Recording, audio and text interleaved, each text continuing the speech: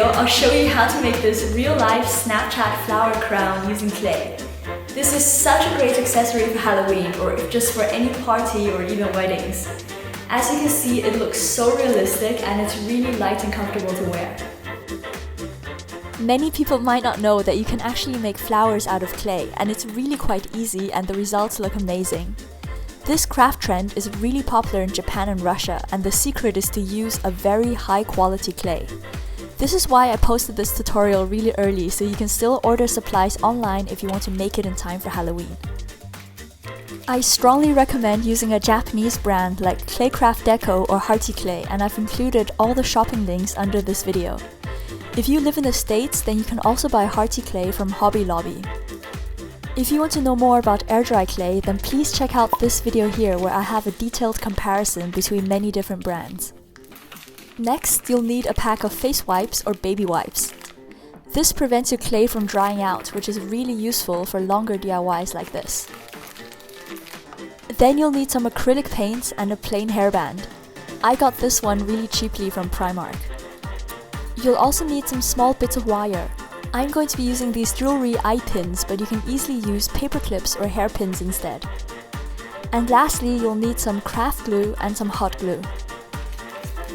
This DIY works best with paper clay because it barely weighs anything once dry.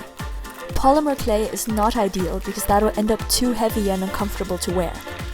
I just want to mention again that the brand of clay really makes a huge difference when making flowers. So just in case you have problems with this DIY, then please consider trying out one of the brands I've linked below. If you don't have a credit card to order things online, then check out the app called Appbounty, which lets you earn free Amazon gift cards that can be spent on craft supplies. I've mentioned this several times in my other videos because it really helped many of my viewers. So if you want to try out Appbounty yourself, then you can find all the information as well as commonly asked questions under this video. So start with a piece of clay about the size of a tennis ball. Break off a small piece and color it light orange using acrylic paint. Then wrap it in a face wipe and set aside. Next, cut the clay into 3 pieces and roll them out until you have 3 snakes. Then cut these into loads of tiny pieces that look a bit like mini marshmallows. The important thing here is to cut the pieces in each row slightly bigger than the previous ones. These will become the flower petals, and the size difference will be a lot more noticeable once you flatten them out. You can also cut some pieces into half again to make even smaller ones. Start by rolling each piece of clay into a small ball and use your thumb to flatten it against the palm of your other hand. You should use a sliding motion and focus on pressing the edges down until they're really thin. This can take a bit of practice, so don't worry if your first few attempts don't look perfect. Just keep practicing until you get the hang of it. Once you figure it out, this is actually really fun and relaxing to do. After you've finished each flower petal, place it between 2 face wipe sheets to keep the clay soft. Now just repeat the process until all the clay has been turned into flower petals of slightly different sizes. This is not difficult, but it does require some patience, so you should allow plenty of time for this DIY. Next, add a bit of glue to a wire and attach the yellow clay that you made earlier. Shape this into the center of your flower. Start with the smallest flower petals and begin attaching these one by one around the center. If the clay is soft enough, then you can just press them into place, but if you have problems getting them to stick, then you can also use a tiny bit of glue to help. Once you've completed one row, move on to the slightly larger petals and add a second layer. Keep doing this until you have a beautifully layered flower. At some point, the metal wire might fall out, but that's not a problem because you already have enough clay at the base to hold on to. You might want to trim any extra clay so the final flower sits flat and doesn't have any extra weight at the bottom. Wet the center of the flower slightly and add some texture using a toothpick or pin.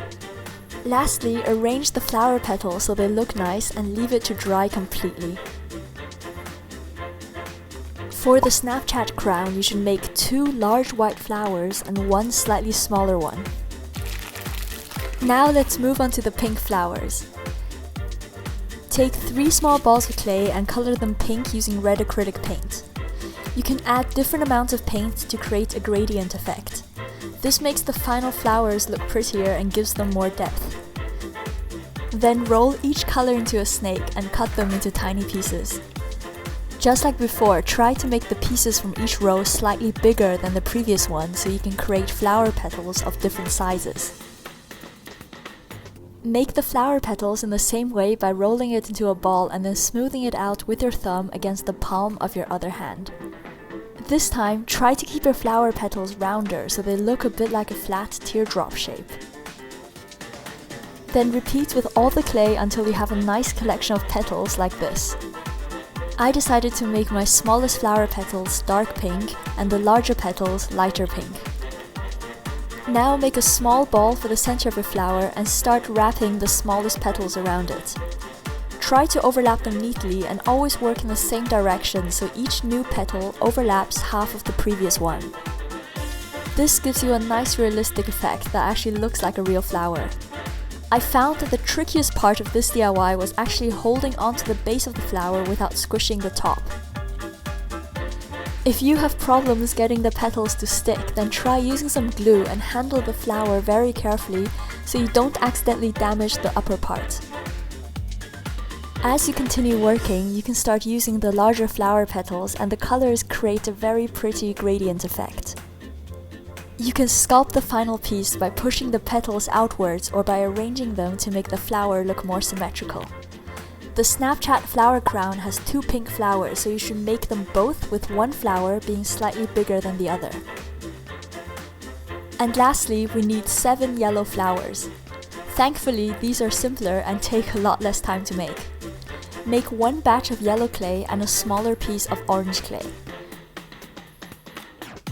Roll out a very thin snake and cut off 10 to 12 tiny pieces.